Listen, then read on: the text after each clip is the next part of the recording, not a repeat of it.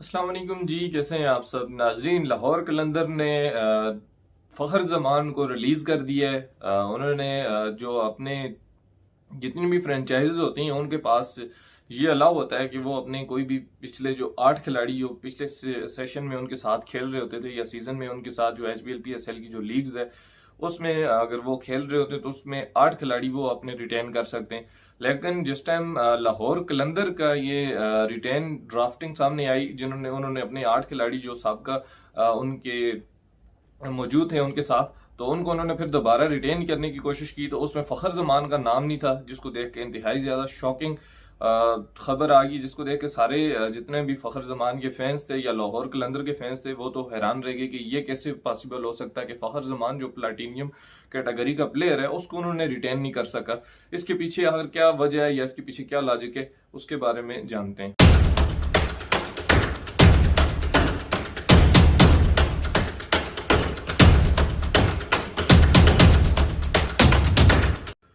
नाजरीन, फ़खर ज़मान को रिटेन न करने की सबसे बड़ी वजह तो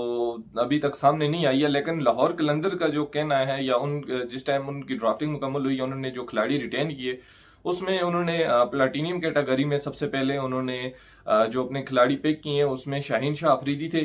उनको उन्होंने प्लाटीनियम कैटेगरी में उठाया और उसके साथ उन्होंने अपने दूसरे जो खिलाड़ी उनके साथ मौजूद हैं उसमें आ जाते हैं ताहिर बेग, राशिद खान, जमान खान, हारिस रऊफ और इसके साथ उनकी टीम में मौजूद हैं डेविड वीजे। इन खिलाड़ियों को उन्होंने अपने जो 8 उनकी रिटेनिंग जिन जो इनके पास चॉइस होती है कि आप आपने 8 खिलाड़ी को रिटेन कर सकते हैं, तो लाहौर कलंदर ने अपने ये खिलाड़ी 8 खिलाड़ी उन्होंने पिक किए, तो इसमें फ़खर जमान का नाम नहीं था। तो फ़खर जमान का नाम ना होने की वजह से अचानक इतनी शॉकिंग न्यूज़ आ जाना इंतहाई ज़्यादा हैरान कुन और इतनी बड़ी फ्रेंचाइज की तरफ से और इतने बड़े प्लेयर के लिए, जिस प्लेयर को हासिल करने के लिए तमाम फ्रेंचाइजीज इस टाइम अपना दम लगाएंगी, अपना जोर लगाएंगी कि हम फ़खर जमान को फ़खर जमान जैसे प्लेयर को हम खुद पिक कर लें। पहले भी खबरें आती थी कि इससे पहले जिस टाइम अभी HBL की ड्राफ्टिंग स्टार्ट नहीं हुई थी तो उससे पहले भी ये खबर आई थी कि लाहौर कलंदर को फ़खर जमान छोड़ रहे हैं, लेकिन उस टाइम पे ये सारी खबरें बेबुनियाद करार दी गई, क्योंकि फ़खर जमान ने इस तरह का कोई बयान नहीं दिया था या उन्होंने खुद भी इस बारे में या लाहौर कलंदर ने इस बारे में किसी किस्म की कोई स्टेटमेंट नहीं दी थी कि हम फ़खर जमान को रिलीज़ कर रहे हैं। लेकिन जिस टाइम ड्राफ्टिंग मुकम्मल हुई, रिटेन करने की जो ड्राफ्टिंग थी वो मुकम्मल हुई, तो उसमें फ़खर जमान का नाम जिस टाइम नहीं था, तो ये सबसे हैरान कन खबर है कि फ़खर जमान जैसे खिलाड़ी को उन्होंने रिटेन नहीं कर सका। इसके पीछे हर क्या लॉजिक थी, क्योंकि उनके पास जो 8 ऑलरेडी उनकी जो फैमिली है लाहौर कलंदर की 8 खिलाड़ी जो उन्होंने पिक किए उन्हें वो लाजमी चाहिए, उनको पता था उन्होंने मुकम्मल पूरी प्लानिंग के तहत उन आखिर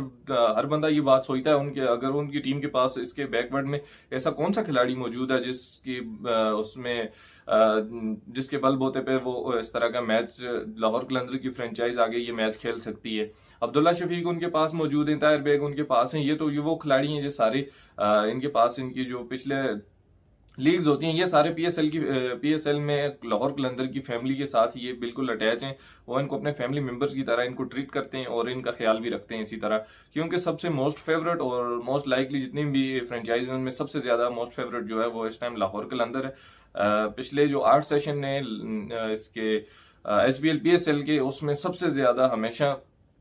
जो टॉप पे रही है या जो ज्यादा मोस्ट फेवरेट फ्रेंचाइज रही है वो हमेशा लाहौर कलंदर रही है। अब लाहौर कलंदर के जो खिलाड़ी हैं वो भी इसी तरह जाहिर है मोस्ट फेवरेट हैं सबके, तो फखर जमान जैसे खिलाड़ी को रिलीज कर देना ये इंतहाई ज्यादा शॉकिंग था। अभी इस तरह होगा कि अभी फखर जमान को लाहौर कलंदर किस तरीके से पिक करेगी, अब ये आ गए ड्राफ्टिंग में, जिस टाइम इनकी बोली लगेगी तो जाहिर है कोई भी टीम अगर इनको पिक करती है तो उसमें उनको सबसे पहले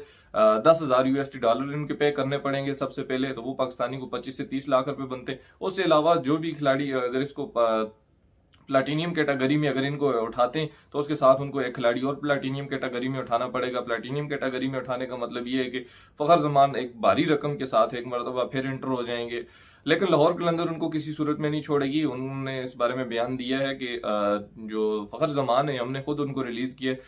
तो उनके लिए हमने प्लानिंग भी तैयार कर रखी है कि हम उनको किस तरह अपनी वापस अपनी ड्राफ्ट में शामिल करेंगे। उसके लिए लाहौर कलंदर को भी एक बड़ी रकम अदा करनी पड़ेगी, लाहौर कलंदर भी उसके बारे में बड़ी इन्वेस्टमेंट करनी पड़ेगी ताकि फ़खर जमान को फिर दोबारा पिक कर सकें। अगर कोई और इसको पिक कर लेता है तो फिर लाहौर कलंदर के लिए बड़ी मुश्किलात बन सकती हैं। और उसके अलावा क्योंकि लाहौर कलंदर के पास इस तरह का कोई और टैलेंटेड प्लेयर तो उनके पास मौजूद हैं, लेकिन इस तरह का फ़खर जमान जैसा प्लेयर उनके पास मौजूद नहीं है, जिसके पास अपनी फेम भी है, जिसके पास परफॉर्मेंस भी है, जो अपने अकेले बलबूते पर मैच लड़ता है और मैच खेलता है। क्योंकि सिर्फ मैच जिस टाइम फाइटिंग होता है तो तब भी मजा आता है, और फ़खर जमान वो वाहिद प्लेयर है जो हमेशा मैच में फाइट करता है और एंटरटेन करता है। इसी वजह से जो लाहौर कलंदर की जो फ्रेंचाइज है उसको सबसे ज्यादा लाइक किया जाता है। अभी देखते हैं जो ड्राफ्टिंग कल होनी है 13 तारीख को होनी है जिसकी PSL की, तो उसमें पता चल जाएगा कि लाहौर